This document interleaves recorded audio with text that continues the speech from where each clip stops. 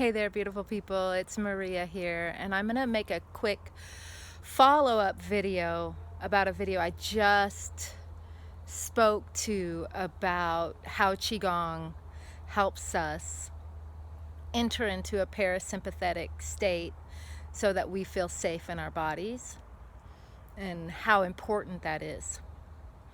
So I just want to take a few moments to talk about our triggers and why we could be triggered right now. And so those of us in North America, we know about Roe versus Wade and how we're all upset about our rights, and we're not feeling safe, right? And the guns, there's a whole bunch of stuff that's going on. I'm not going to go into all the details, but I am going to say that I was just in circle with this beautiful woman. Her name is Tanya Lynn. And she spoke about this so clearly that I wanted to share it with you.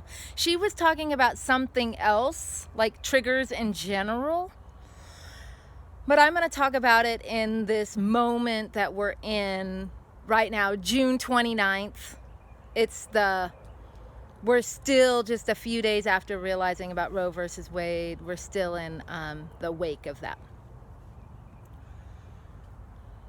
And so there are 4 triggers that are being triggered very clearly for us. No wonder we're in a constant switched on fight, flight, or freeze mode, or switched off where we're paralyzed and we don't know what to do. One of the triggers is the sisterhood wound. We're all pissed. All these women voted or didn't vote, right? Or they're, celebrating, yay, and others are mourning and grieving, and so we're pitted against each other, right? And now there's a big divide between women. And so this sisterhood wound goes very deep since we've been children, and we already had challenges being with other women, and now this sisterhood wound is being very inflamed right now. The other wound that's being incredibly inflamed is the motherhood wound. Either, you have to be a mom. Well, now you're going to have to be a mom, whether you want to be a mom or not. There's the wound of a motherhood wound where, you have to give your whole life to everybody else and your needs are always secondary. There's the wound if you're not a mother, then you're not worthy. There's all these wounds of motherhood, but there's also this wound right now between mothers and daughters because they hold very different viewpoints about sovereignty and the body. So the motherhood wound. Then there's the witch wound, right? The witch wound. All these women want to come out and speak their truth and stand up and defend themselves, but there is a little bit of concern, like what is their church going to think?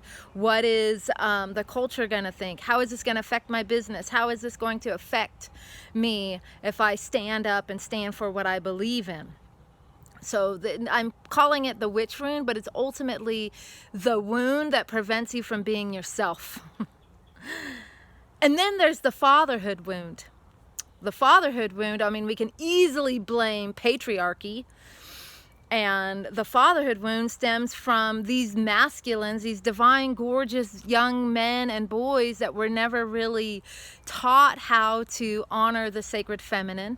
They were never really taught how to honor themselves and their emotions and their truth of the fullness of who they are, and so instead they're pretty machismo and cut themselves off, and so they also were abandoned by their fathers, and so then they tend to abandon their partners, and so then as women it influences our relationships.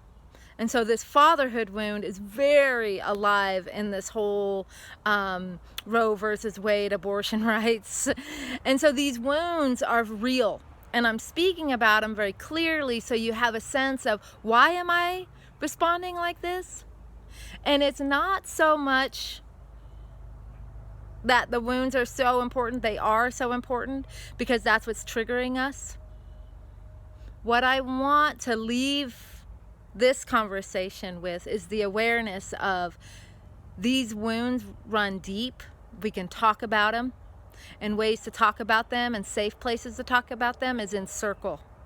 So when you join Qigong, It's not just an exercise class. It's a women's empowerment circle. It's a safe place for us to talk about issues like this and to bring these wounds to the surface so that we can heal them. So in Qigong, we're alchemical practitioners, we're alchemists, right? And so that wound is an ingredient. So that abandonment wound, we can alchemicalize that and turn that through our womb and through our heart, and we can create connection. So we're using Qigong as an embodiment practice to tend to and heal our wounds on a psychological level, an emotional level, and a physical level.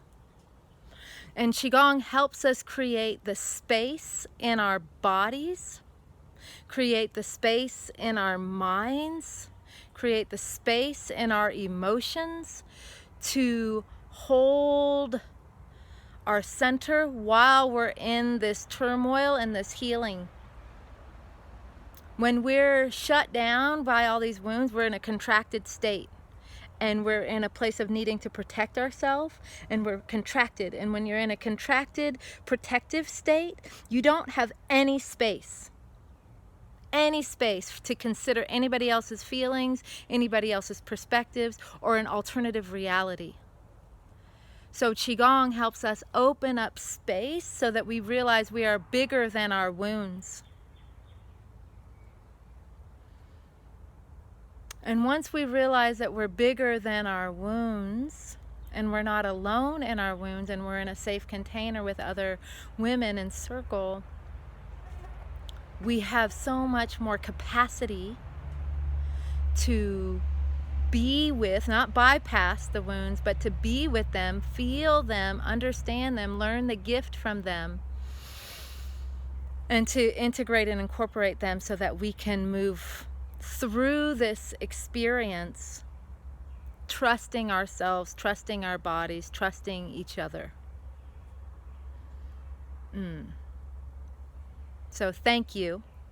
I'm curious how this concept of the wounds and these specific wounds, the sisterhood wound, the mother wound, the witch wound, and the father wound, how those are alive for you, and which wound seems to be the most alive for you. So I invite you to share in the comments.